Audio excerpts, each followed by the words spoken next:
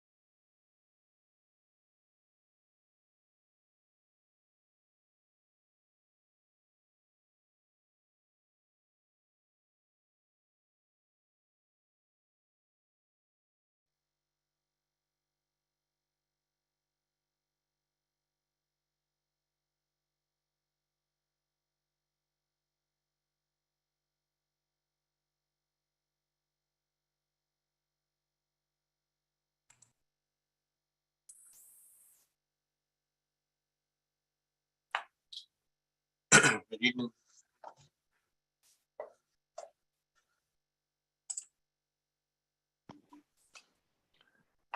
All right, y'all. We're just a hair under 1 minute after the bottom of the hour here. So we'll go ahead and get rolling. Just to run through some administrative items real quick, I just want to check and see if we have a quorum. I see John and Eva and Frank on the line here among our appointees, in addition to myself. That'll bring us short of a quorum for this meeting, but just to be sure I'm not missing anybody, well, actually, it might just be easier. The 0547 number, okay, I guess Ali just got his name put up there, so not seeing a quorum for tonight's meeting. So we won't be approving our minutes from the January meeting or keeping minutes here, but we will be recording the session or our meeting here so that we can preserve it on YouTube and have it available for folks to view, and still provide the opportunity for participants in the penny program to present their status updates here. So with that, I will call this monthly meeting of the Transportation Penny Advisory Committee to order. Kelly, did we receive any public comment, or Allison, or whoever may be tracking? Have we seen any? No, there are none this week. Okay, very good. With that, we'll move past item 3 on our agenda and move straight into the Office of Business Opportunity. Michelle, before you get started here, I do want to remind everybody that we should have copies of the agenda that Kelly was good enough to email to us earlier, I guess last week, so that we could be prepared here today. And I'm looking at page 3 and 4 of that agenda packet where Michelle will get us started here. So Ms. Rosenthal, if you're ready to jump into it, we can get our update on the Office of Small Business Opportunity. Okay, thank you, Mr. Epting. I am jumping over to page 6 to start off with the certified firms and statuses. And as of March the 15th, we have 8 pending notifications. We have 12 renewing certifications that's less than 3 months. And we have a total of 113 certified SLBEs that's in our directory right now. So we did increase that by 3 from last month. I'm moving to page 7. At the bottom, the total certified SLBEs by industry categories. We have architecture and engineering services. We have approximately 8. Construction services, we have 39. Non-professional services, we have 11. Professional service, we have 45. And for wholesale, we have approximately 10 small businesses that's certified, for a total of 113 certified SLBEs and ESLBEs. Okay, I'd like to move to page on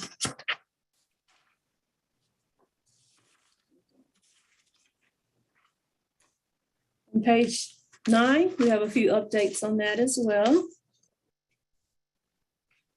And we just populated the Google services that we provide or in partnership with Google for their classes. And you can see those numbers that are listed there. They were previously unlisted, so they're updated as of the 15th of March.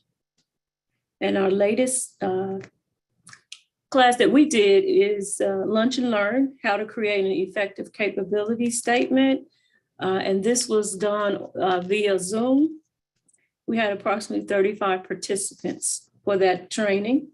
Our next training is scheduled, our next Lunch and Learn is scheduled for April the 21st. And we will have Zach Kavanaugh, the Director of Business Services, Richland County Business Center, and he'll be giving us the updates, the state standardized updates for the new law and the new actions.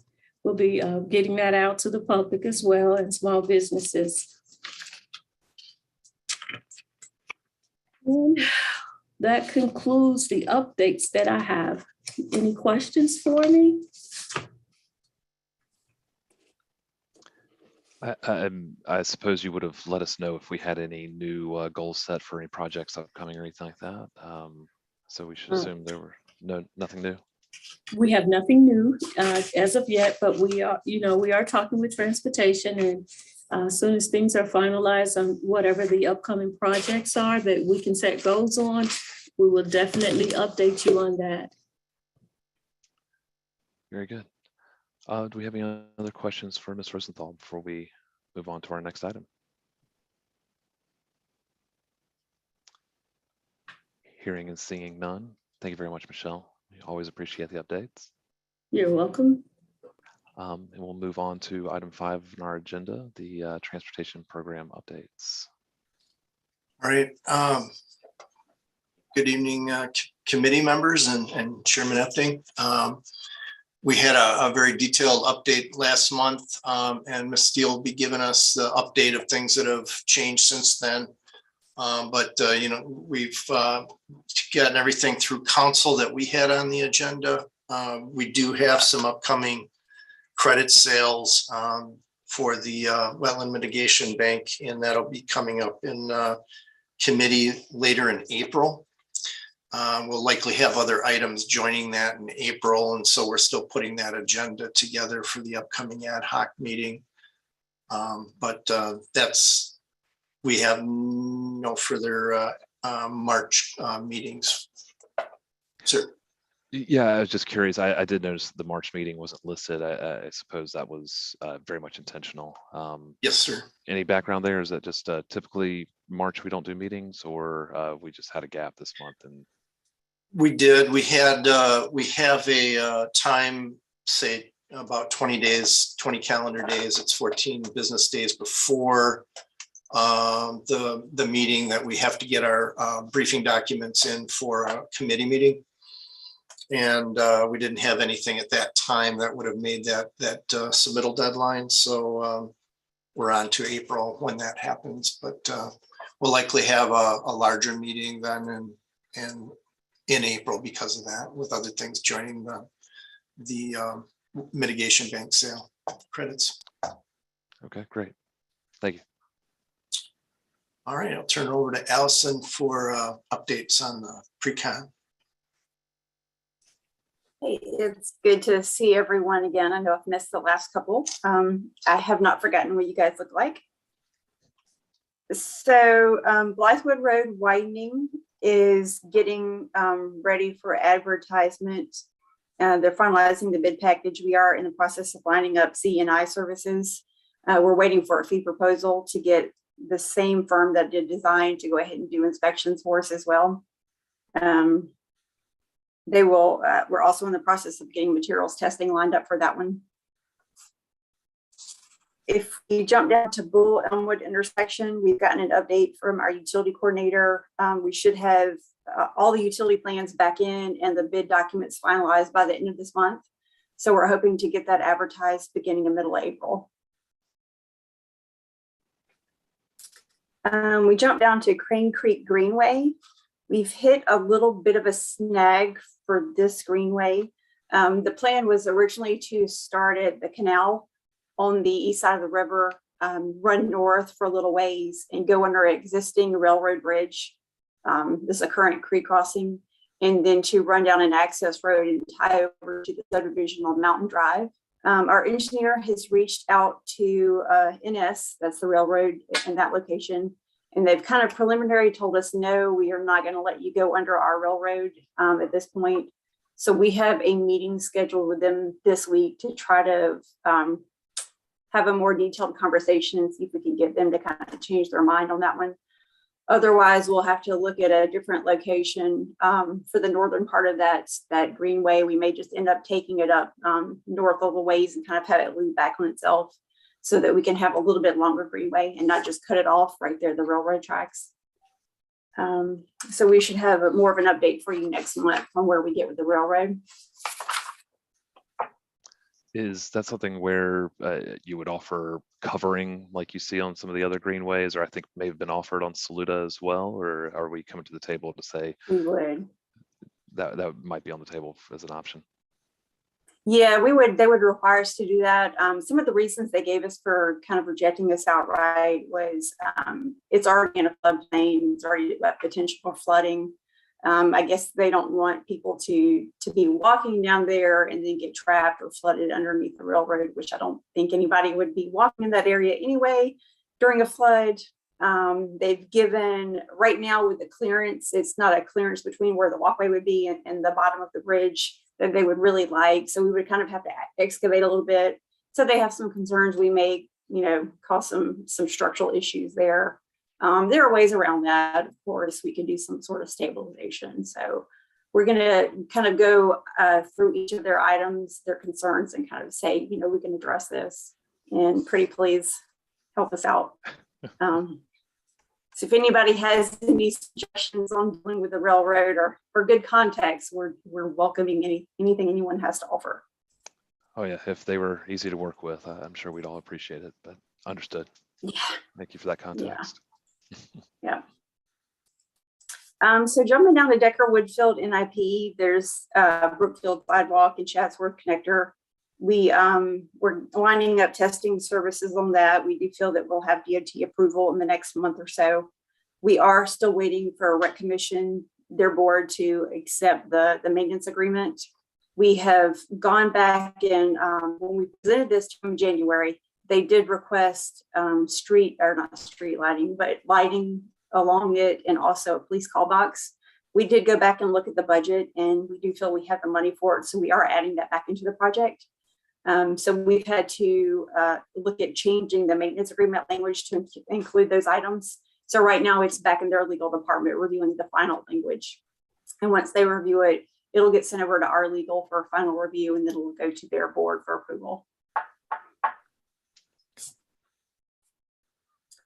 Garnish Ferry Harmon intersection. Unfortunately, we did not receive any bids when we got I think the due date was last week or the week before. We had a discussion with some of our contractors as to why they didn't bid. We did get some responses that we're all kind of slammed right now. We did have some companies that they were a little concerned with our SLBE goal. They did not realize that we did have the SLBEs available to do some of the work that we actually do. So we did make them aware of the SLBEs that are available to do this kind of work.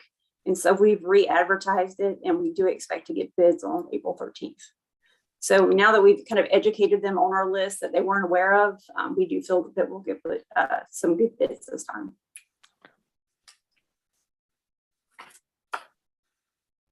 Okay, Screaming Eagle Percival intersection. Again, waiting for final utility and bid documents. We do plan to advertise this one by the end of April as well. We are in the process of getting a fee proposal for CNI services. So we should have that in place by the time it goes for advertisement. Sunset Drive Sidewalk, we have just lined up testing services for that one. So And we have received the final easement we needed, right there at the corner of Summerlee and Sunset. So we just need final DOT approval and our land disturbance permit, and we can move on one. So hopefully by the end of April, beginning of May, we'll get that one advertised. All right. Construction, everything's just kind of plugging along. We did have our county administrator approve the change order for North Main. We're waiting for DOT to give us their official approval and we can get that finalized. I knew you were going to ask that, so I wanted to jump in and go ahead and answer that for you.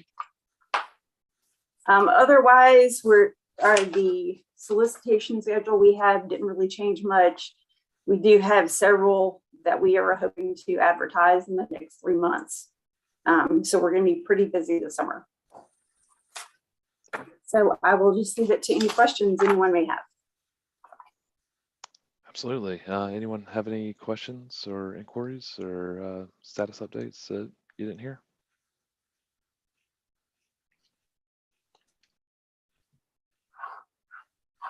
So it sounds like Broad River Road widening, we're should be ready to move into full final design here shortly, within the next month or so. Mm-hmm.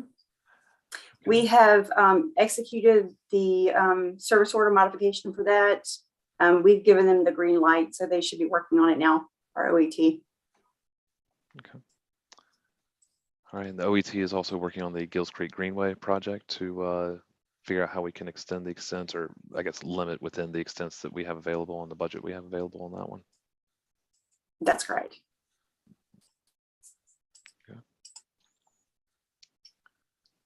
Then Lower Richmond Boulevard, is that one, I guess, moving forward? And I guess I thought that we aren't to bid on that one yet. We've got a final design and working through those final components to get it to bid.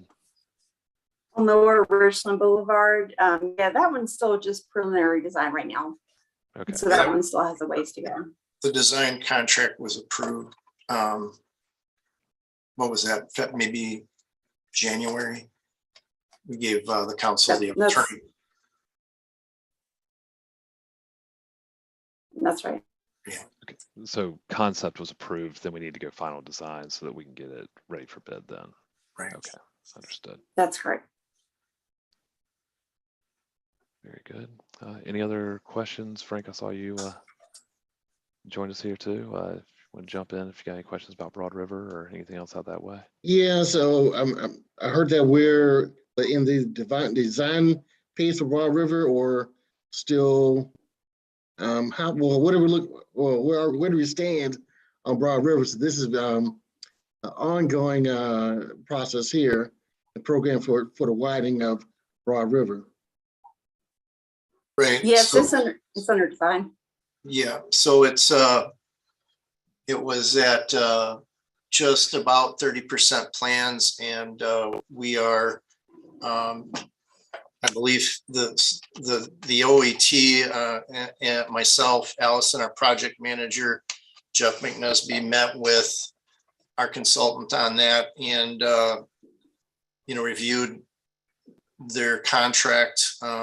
They're going to be designing to the current standards of DOT, which will happen to a project that has sat for a year or two, and it has. And it's moving on to a submittal for 30%.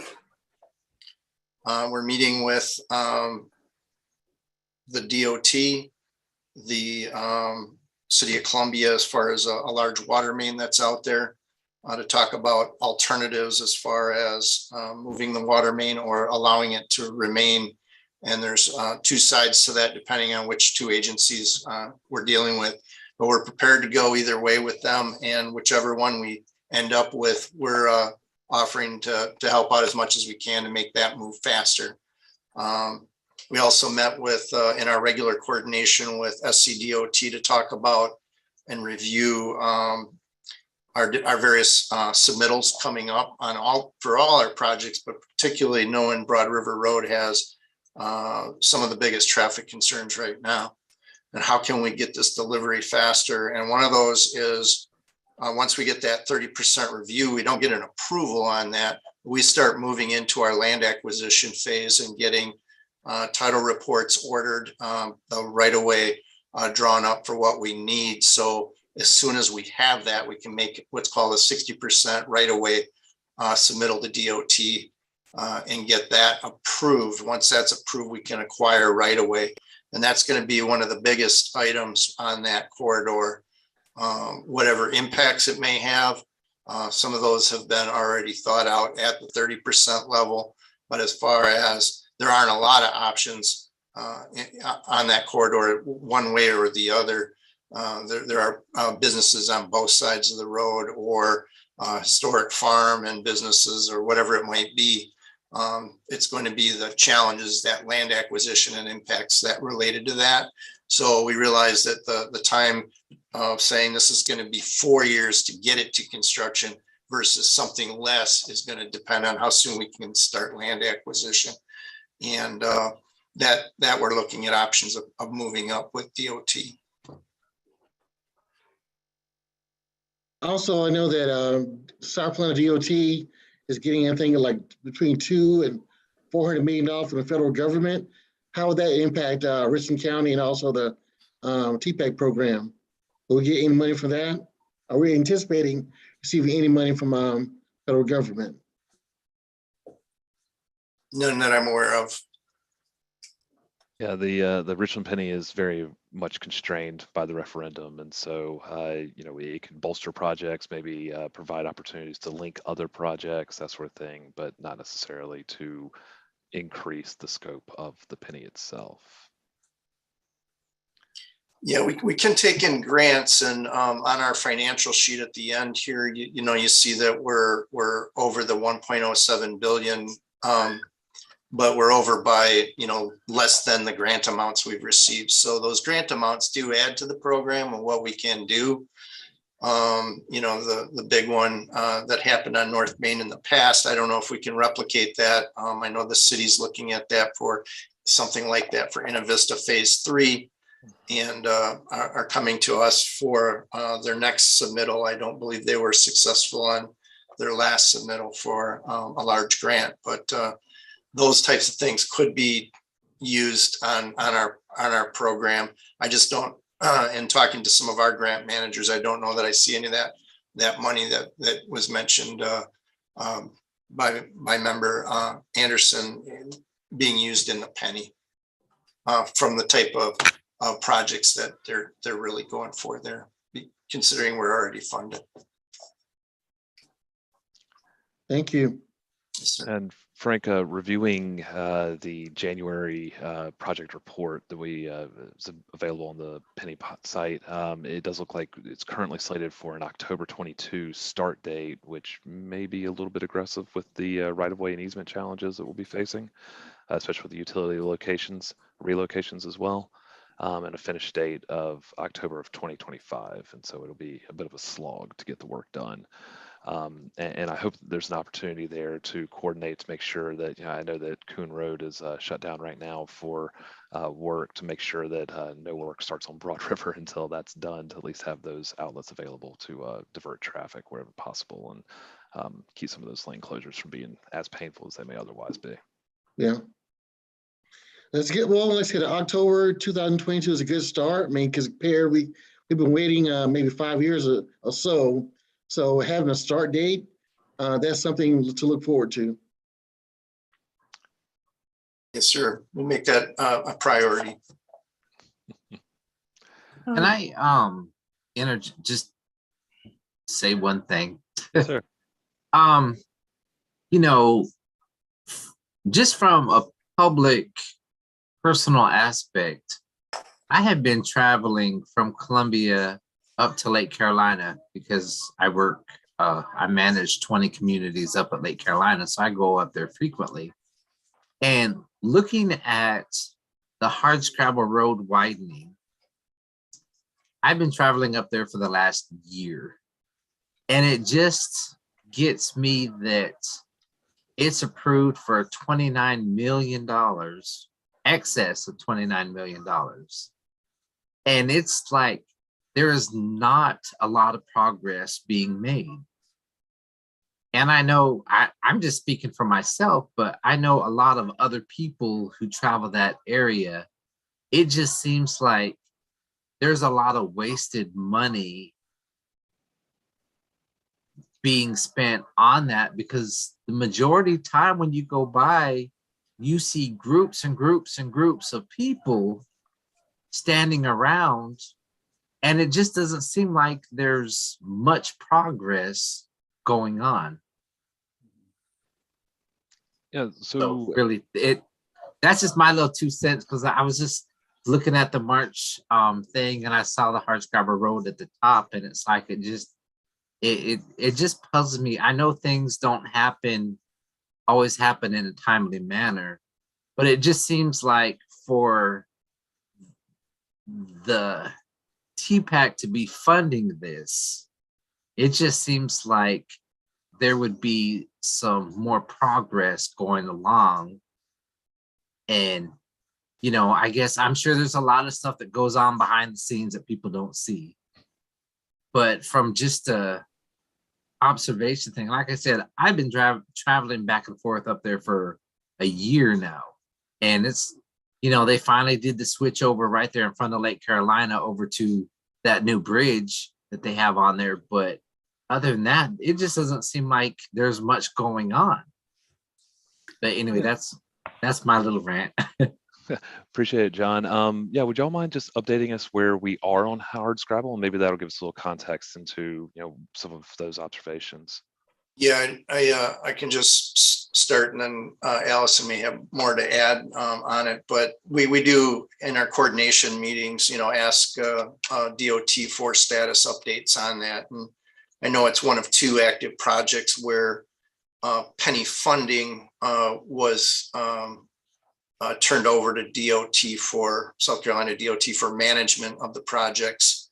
And that is one of the larger projects, certainly in progress right now.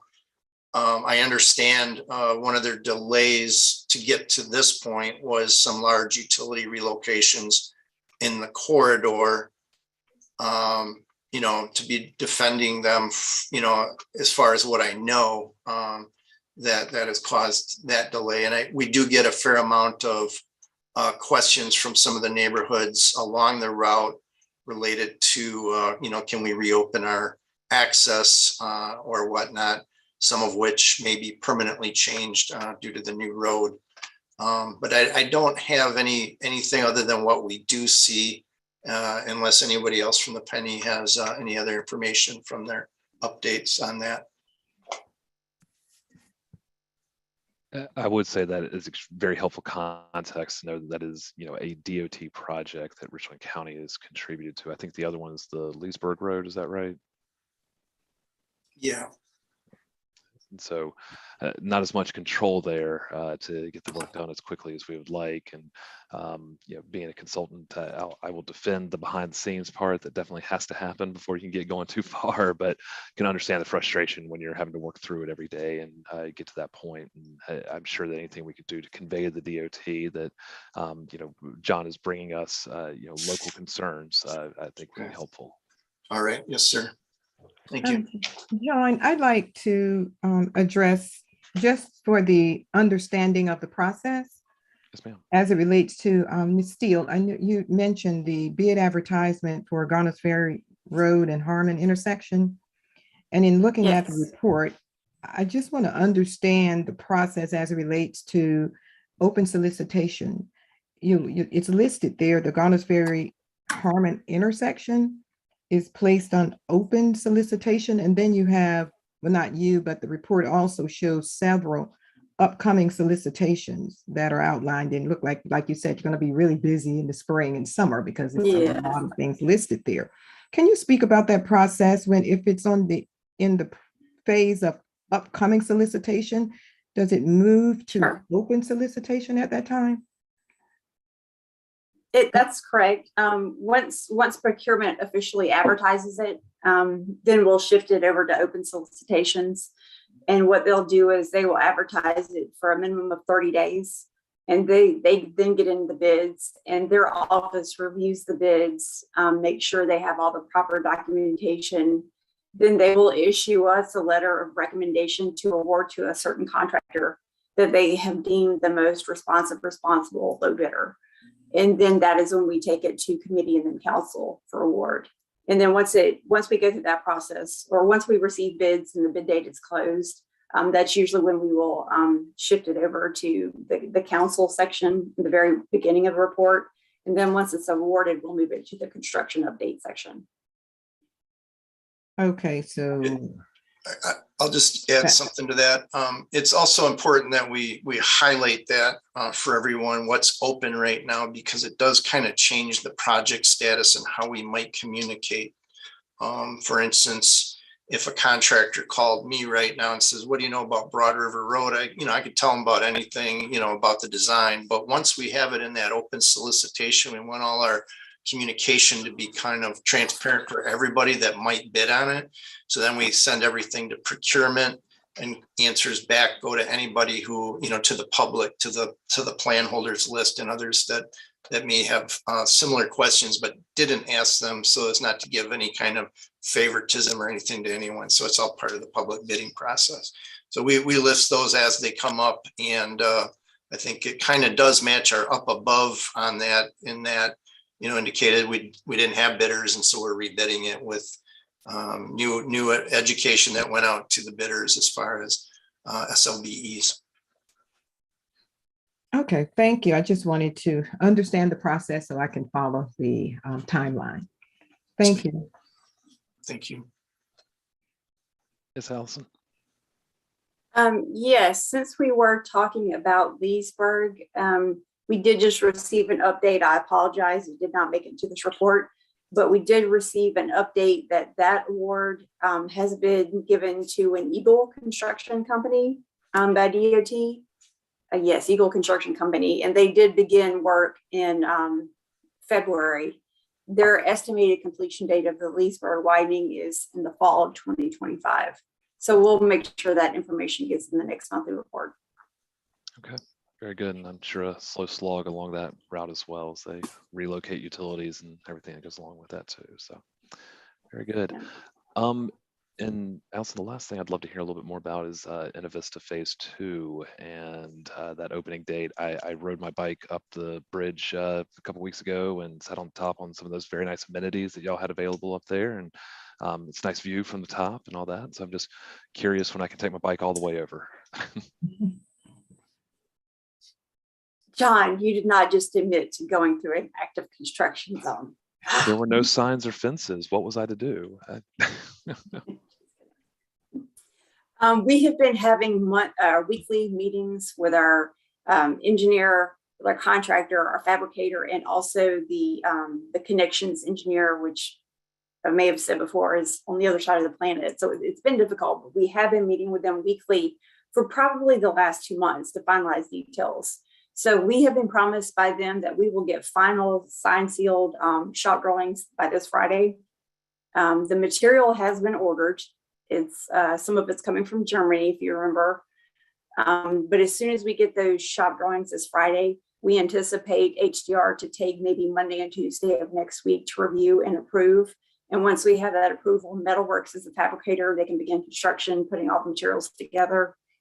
Unfortunately, we don't feel that we will have it done by the end of June.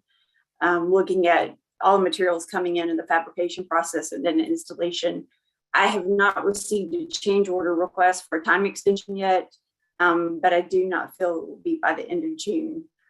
So when we do have a good updated time frame, I'll let you guys know.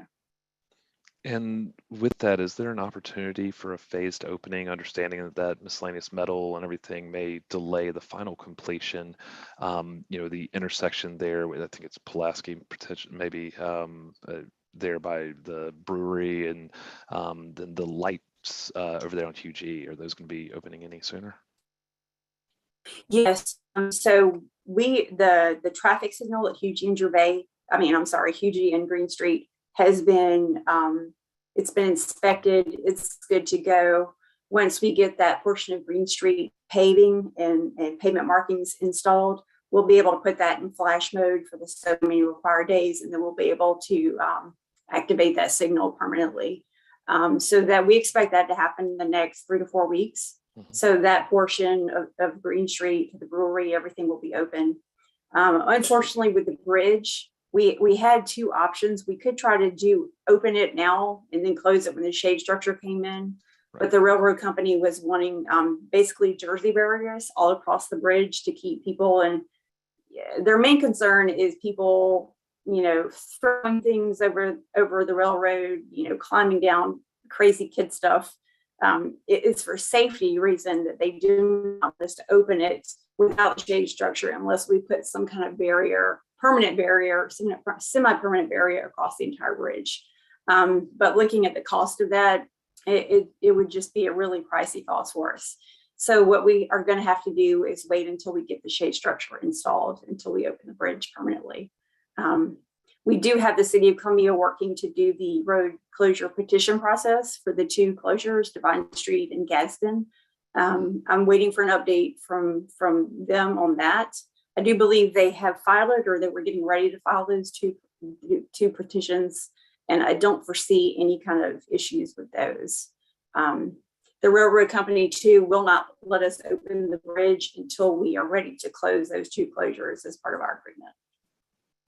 Understood. That makes perfect sense. Thank you for that explanation. Do we have any other questions on our transportation program update before we move on to hear a little bit about the comment? Okay, just one other question for understanding of an acronym that are used in the what report? This is your referendum report, and under phase, there's it RW, not RW, NS. What does that mean under that status?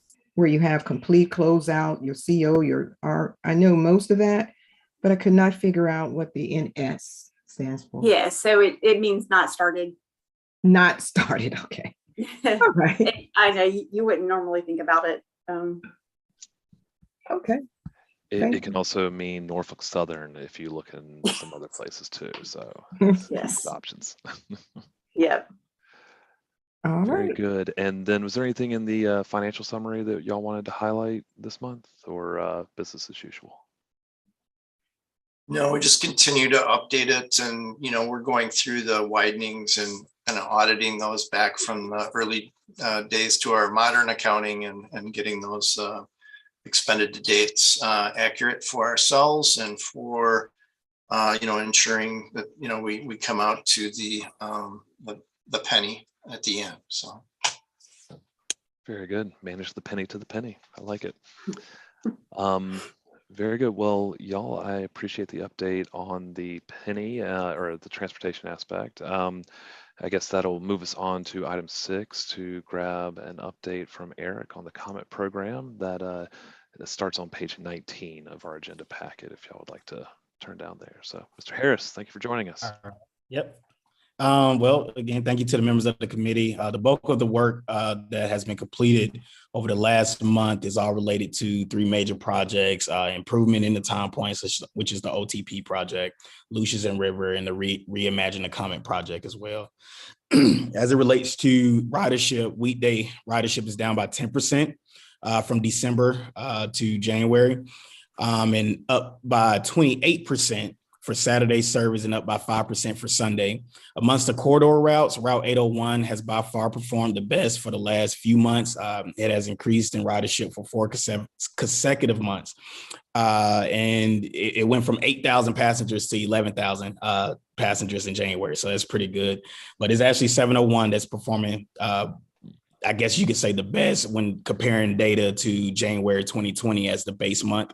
That route is up by 47%. So you're starting to see a return in ridership there. Route 32 is doing pretty well as well. Needless to say, DART, which is our paratransit service, is only down by 36%. So, of course, it's not the greatest number to hear, but it's a good sign as we start to get back to, I guess, pre-pandemic numbers. But we try our best to stray away from hugging those numbers so closely, but at least provides a guide to where we could be, the ridership potential along a given corridor. But just specifically looking at Saturday service alone, pretty much we saw an increase in ridership, except for Route 76, but ridership was up by 60%, just in the previous month. So it's nothing really to worry about with that one single-handed route. And it's the same with Sunday. The only route that truly decreased in ridership was Route 75, and it decreased by 22%. Now, I guess, as you know, we, attempt to look at route efficiency and making sure we improve our services the best way we can, and equally in doing so, we have to make sure that we look into our bus amenities as well. So recently we received another shipment of amenities on March 14th, which included amenities that will be installed at the Lucius and River Super Stop. That's, I think, 8 16-foot shelters. We recently received, just transitioning more so just looking at the amenities in itself, what we that we've installed over the course of this previous month.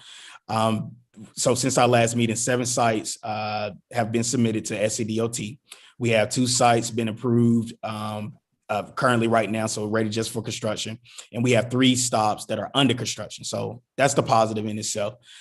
We still have room to receive any recommended sites. So if anyone on the committee, whether it's you or someone else that is in need of an amenity at a given bus stop, please reach out to the comment, and we'll be happy to address any of those needs as you see fit.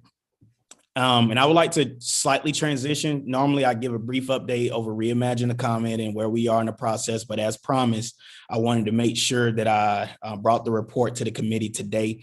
We do still have to go to our board of directors and provide the same presentation, but we have taken it through our service committee meeting.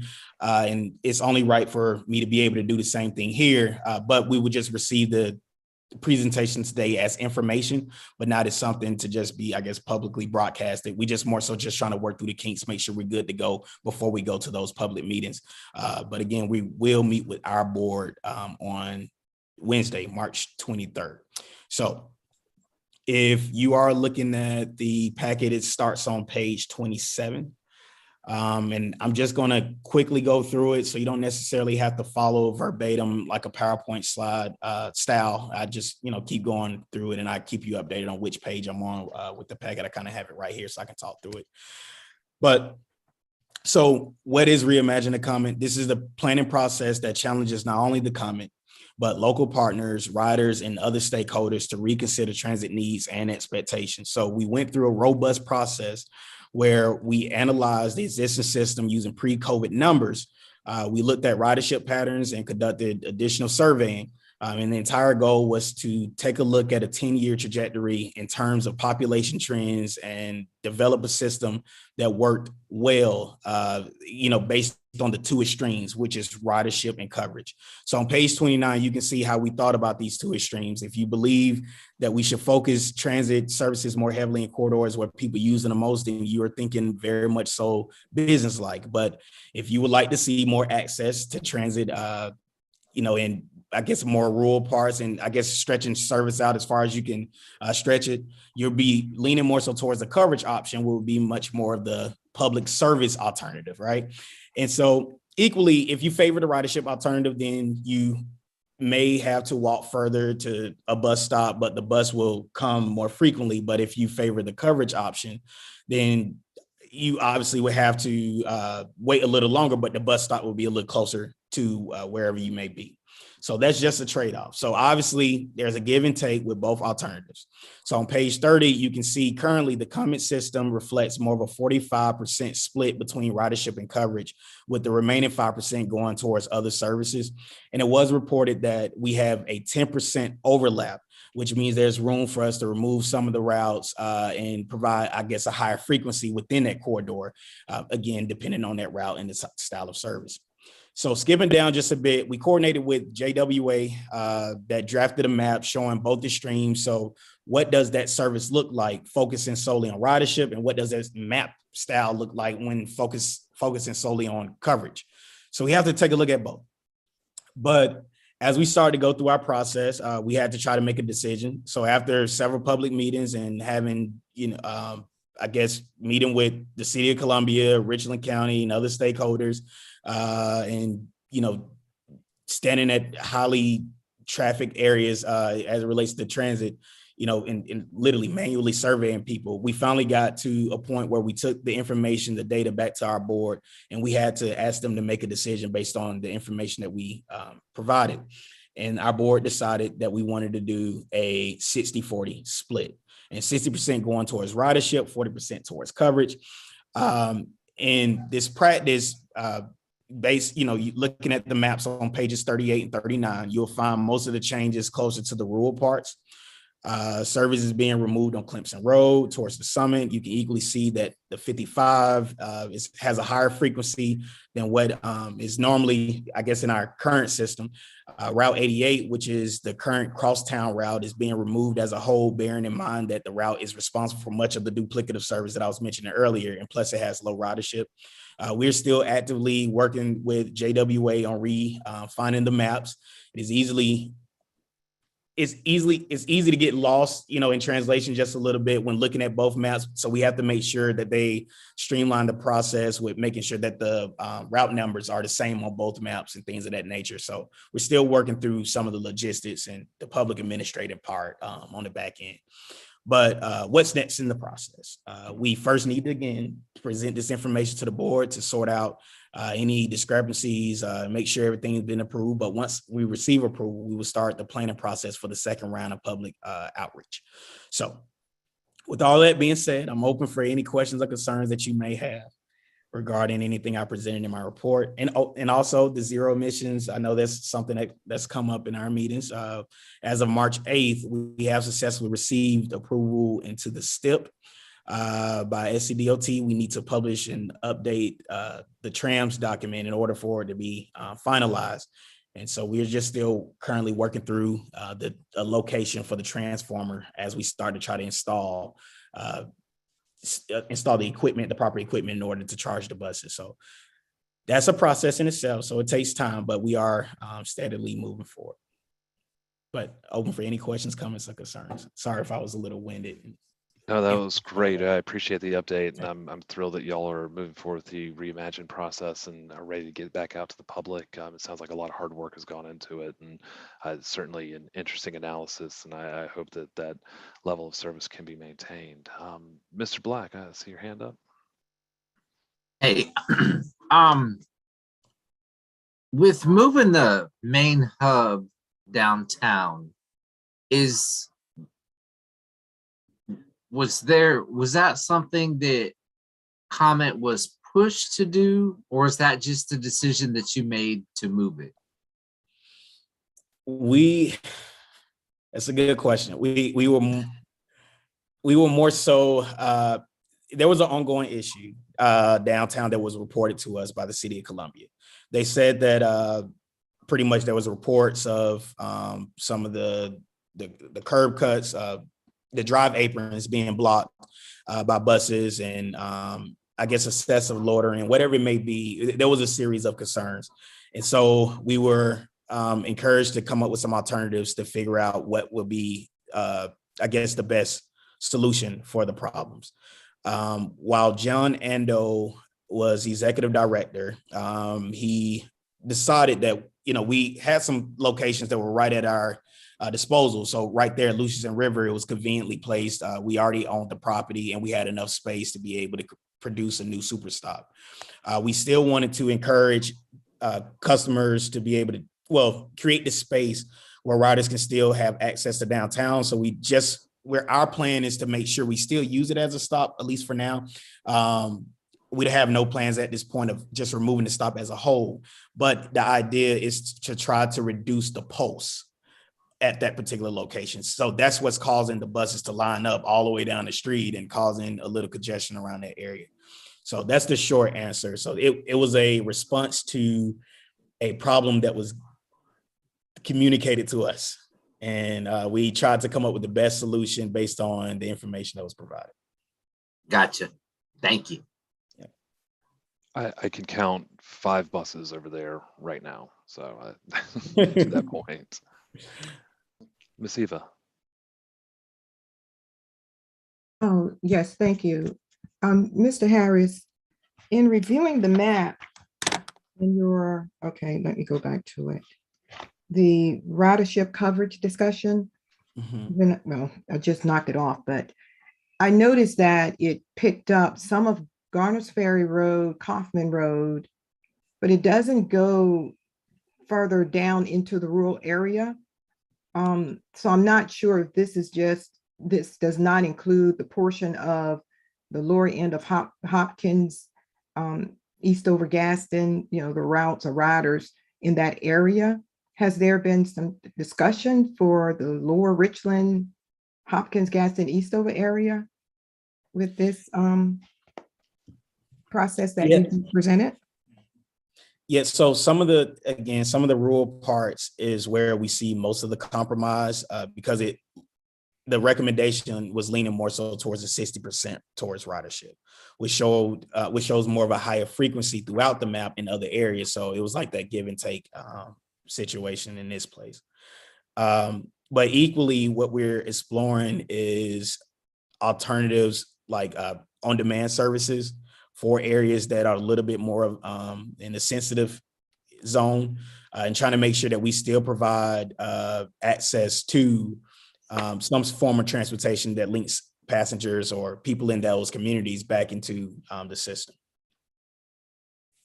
Okay, so what I'll do, I'll reach out to you and we can speak a little more in depth because I'd like to understand the comment and this discussion that are going on so I can better understand that the portion of Lower Richland, Hopkins, Gaston, Eastover. So not to hold anyone else up, I'll call you, Mr. Harris, and we can discuss a little more detail so you can help me to understand the comment process a little better.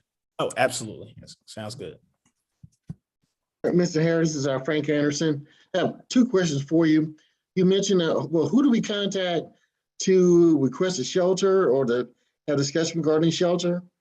Yeah, you can contact me directly in Harris at the comment sc.gov. Okay. Second question, I think I read recently that the facility on Sumter Street is moving. And could you provide more information and details on that? Absolutely. So again, it was brought by the city of Columbia. It's been an ongoing conversation, but I know as far as I can, speak to, probably about 2 or so years ago is when I was involved in the process of seeing people really more so act on it and just trying to figure out solutions. But it was reported that the buses were again blocking some of the drive aprons around that area, and there was a lot of congestion and a lot of loitering to give an extent. And so we were challenged to find alternatives, and we were able to locate Lucius and River, which we've already owned the property, so it was low-hanging fruit. We had enough space, and the space that we're actually using, we even have room to create even more. But we saw that this was a good corridor at the time that we can, build on, and so we created. We started doing public meetings. We met with the city of Columbia. We presented this information. They were quite pleased with everything. We met with the Earlwood Neighborhood Association as well. They provided, the only feedback we received from them is that they wanted to include a bicycle rack. So because it would be more highly, trafficked with pedestrians in this case. So, but as of right now, it's just a process that we're kind of going through. And we've been working on it for quite some time, but we've been going back and forth. The main concern was whether or not we was going to have a traffic signal at that intersection. But SCDOT has a recent communicated that they do plan to install a traffic signal there. We had to meet a list of MUTCD warrants. And originally we did not meet those when we first started the process. And I can get real technical, the reason why, but overall, now that we are at this point, we issued the notice to proceed as of February 1st. We had our kickoff meeting for construction February 14th, which was Valentine's Day. But it's just been an ongoing process, but it's been on the it's literally been out there for about 2 years now, before the pandemic started. But again, with I guess the traffic signal is what caused the delay. And so now we're just more so responding back to some of the, I guess, that period of time of waiting and some people not being as familiar with the project. So when do you anticipate having the project wrapped up? as of right now, we're looking at the tail end of this year. It's really hard to say on record, but we're hoping to have it completed by September. But you never know. You never know what may cause any hiccups because they're just now getting out there. We've had some hiccups thus far with some utility poles and them having to alter their plans. So you just never know. But as of right now, the original scheduled plan was for September, but I think now we're kind of knocking at the door of almost October. So we'll see. But it's definitely the fall going towards the winter of this year. Okay. Thank you, sir. Thank you. And one other question, Mr. Harris, you mentioned you're receiving amenities. Did you give a deadline date, or is there a closeout, or deadline date to? Not quite. Okay. Not quite. We are in a place, and I think it's probably important for me to note this, that we have actively did everything we could, to make sure we put out as many amenities as possible. But now we're moving into that threshold where it's like, okay, we don't want to just place amenities anywhere. We have to make sure that we're placing them where people are requesting them. And I wouldn't necessarily say we're running out of space, but we just don't want to just throw them anywhere just to place them. So that's why we have a little wiggle room with this particular order. And we knew that we were going to have a lot of projects coming down the pipeline. So it kind of gave us a little flexibility a bit. So if we wanted to place them in certain areas, we probably could, but we want to at least give everybody, especially our stakeholders, the opportunity to give us some feedback and where, and helping us make some of these key decisions. Okay, thank you. No problem. Definitely. And to that end, I'd mentioned that last week I emailed Eric about a location where someone had put a fold-out chair and maybe I think some plastic drink racks they were sitting on next to a bus stop. He said, "Hey, that looks like a great spot. Let's see if we can get some amenities out there, a lane post or something similar." So it'll come to fruition. Just let him know. And his email address, of course, is included in the agenda emails and everything that we get as well. So you can track him down in there to get in touch with some more of that information. All right. Yeah. Any other questions for Mr. Harris regarding the comment? All right. Very good. Thank you, sir. Appreciate the help. Moving on down our agenda, another business. Our next meeting is scheduled for April 18th. Just checking a look at my calendar, it looks like the next ad hoc would be April 26th if they stay on their normal schedule. So we'll have a little bit of time if we're able to form a quorum. If we have anything we'd like to communicate to ad hoc, we'd have that opportunity at that time. Just so y'all know, our May meeting is currently scheduled for the 16th. And ad hoc in the month of May is on the 24th, just to get y'all an update on how those will roll out.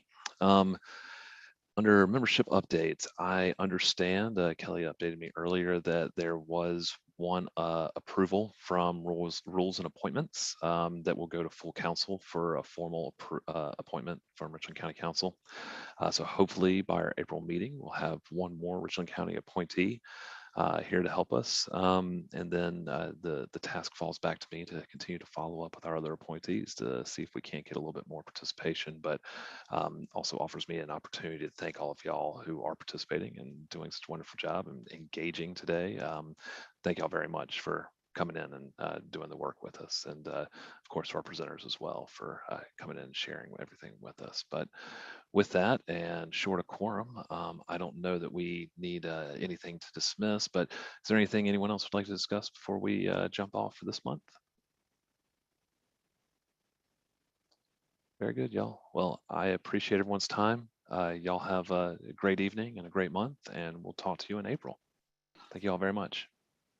Thank you. Good evening, everyone. Bye.